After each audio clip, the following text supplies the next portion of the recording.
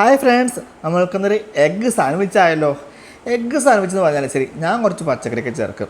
കുറച്ച് ക്യാബേജും കുറച്ച് ക്യാരറ്റും പിന്നെ കുറച്ച് സവാള കൊത്തിയരിഞ്ഞതും ഇത്തിരി പച്ചമുളക് കൊത്തിയരിഞ്ഞു. ഇതൊക്കെ ചേച്ചിമാരോട് ചെയ്യട്ടെ, നമുക്ക് അടുത്ത പണിയിലേക്ക് പോവാം. അതിനോട് മയോണൈസ് ഇല്ലേ, അതുകൂടി ഇതിൻ്റെ കൂടെ അങ്ങ് തയ്യാറാക്കിയേക്കാം.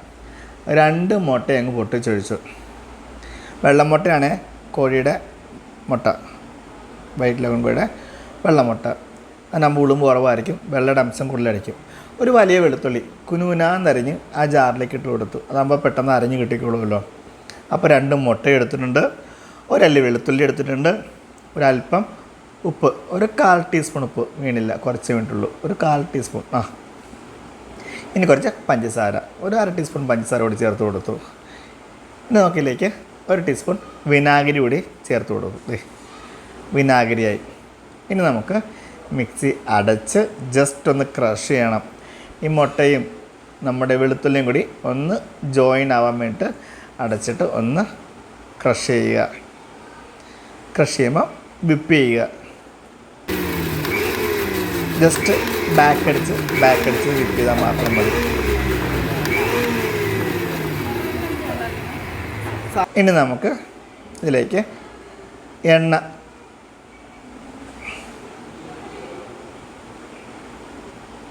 കുറേശ്ശെ എണ്ണ ഒഴിച്ച് വിപ്പ് ചെയ്യുക, ബീറ്റ് ചെയ്യുക.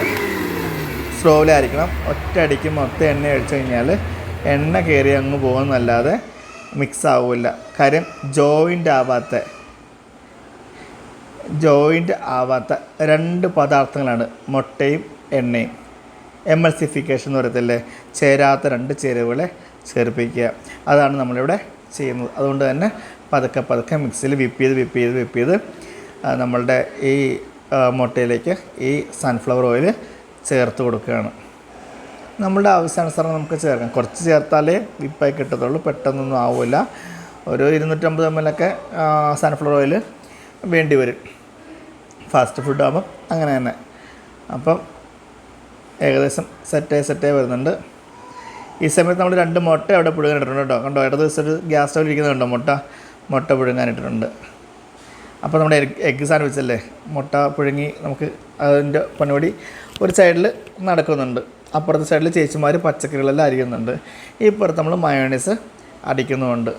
എന്താ ഈ പരുവത്തിൽ കുറച്ചുകൂടി ഒഴിച്ച് കഴിഞ്ഞാൽ തിക്കായി. ഈ ഒരു ആവശ്യമേ ഈ ഒരു തിക്നെസ്സിൻ്റെ ആവശ്യമേ വരുന്നുള്ളൂ. നമുക്ക് നോക്കാം.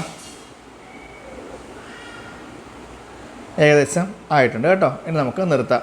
നല്ല തിക്കായിട്ട് ക്രീമി ആയിട്ട് വന്നിട്ടുണ്ട്. ഇനി നമുക്ക് പച്ചക്കറിയിലേക്ക് മാറാം. നമ്മൾ സവാള കൊത്തിയരിഞ്ഞതും അതിലേക്ക് ക്യാബേജ് കൊത്തിയരിഞ്ഞതും കൂടി ചേർത്ത് കൊടുക്കാം.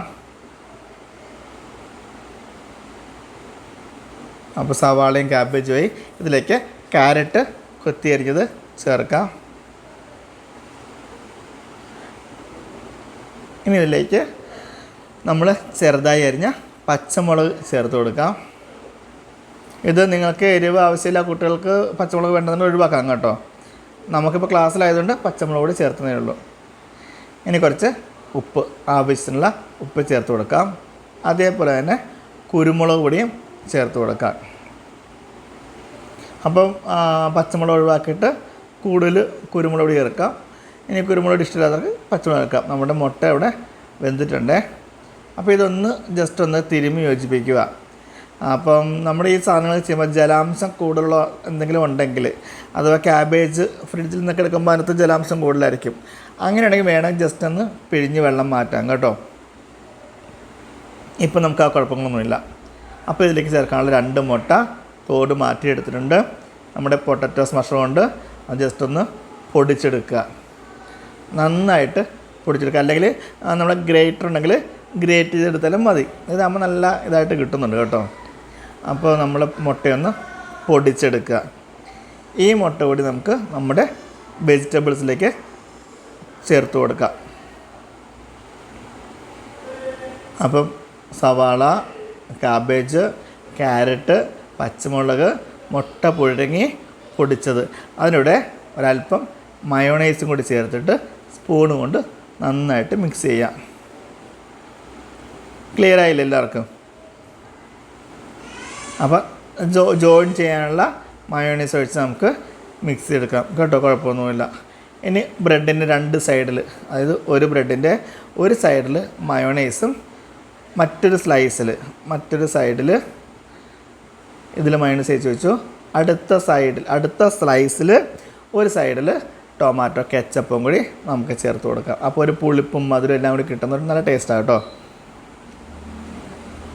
അപ്പം ഒരു സൈഡിൽ മയോണൈസായി, ഒരു സൈഡിൽ ടൊമാറ്റോ കെച്ചപ്പുമായി. ഇനി നമുക്ക് ഈ മിശ്രിതം, നമ്മുടെ വെജിറ്റബിൾസ് ഈ മയോണൈസിൻ്റെ മുകളിലേക്ക് ഒന്ന് നിരത്തി കൊടുക്കാം. ഒത്തിരി കനത്തിലൊന്നും വേണ്ട, എന്നാൽ എല്ലായിടത്തും എത്തുകയും വേണം. ആ രീതിയിൽ നമ്മൾ നിരത്തിയെടുക്കുക. മറ്റേ കെച്ചപ്പ് തേച്ച് വെച്ചിട്ടുള്ള സ്ലൈസ് ഇതിൻ്റെ മുകളിലേക്ക് കമത്തി വെച്ച് കൊടുക്കാം നമുക്ക്.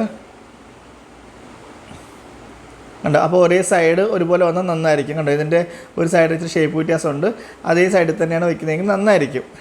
ഇനി നമുക്ക് ഒന്നെങ്കിൽ സൈഡ് കട്ട് ചെയ്യാം, കുഴപ്പമില്ല. ക്ലാസ്സിലായതുകൊണ്ട് വേസ്റ്റ് ആക്കണ്ടല്ലോ എന്ന് വിചാരിച്ചാൽ സൈഡ് കട്ട് ചെയ്യുന്നില്ല. കോണോട് കോൺ മുറിച്ച് വയ്ക്കുന്നു. അപ്പോൾ എല്ലാവർക്കും ഇഷ്ടപ്പെട്ട് കാണും എന്ന് വിശ്വസിക്കുന്നു. എഗ്ഗ് സാൻഡ്വിച്ച് ട്രൈ ചെയ്യുക, കുട്ടികൾക്ക് നല്ലതാണ്. മുട്ടയുടെ ഒപ്പം തന്നെ കുറച്ച് വെജിറ്റബിൾസും അവരുടെ ഉള്ളിലേക്ക് പോകും.